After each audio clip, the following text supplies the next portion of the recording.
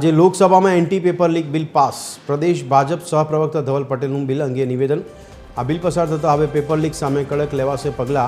ધવલ પટેલે જણાવ્યું, special task ફોર્સની રચના કરી 2 મહિનામાં જ તપાસ પૂર્ણ કરવી પડશે.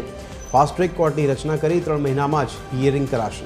વિપક્ષે લોકસભામાં બિલની વિરુદ્ધમાં મતદાન કર્યું. ધવલ પટેલનું નિવેદન.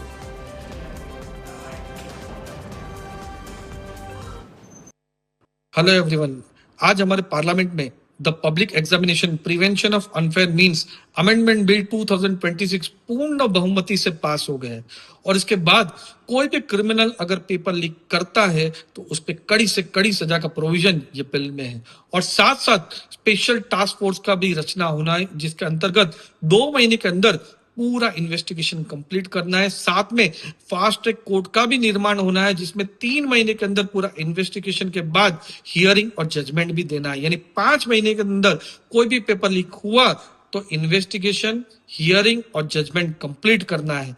जब ये बिल वोटिंग के लिए आया तो सभी अपोजिशन के एमपीज ने ये बिल के अगेंस्ट में वोट दिया, हमारी यूथ के अगेंस्ट में वोट दिया। ये बिल का वोटिंग आया तब उन्होंने नो नो नो कहा। ये दिखाता है कि ऑपोजिशन सिर्फ और सिर्फ हमारे यूथ को मिसलेड कर रहे थे।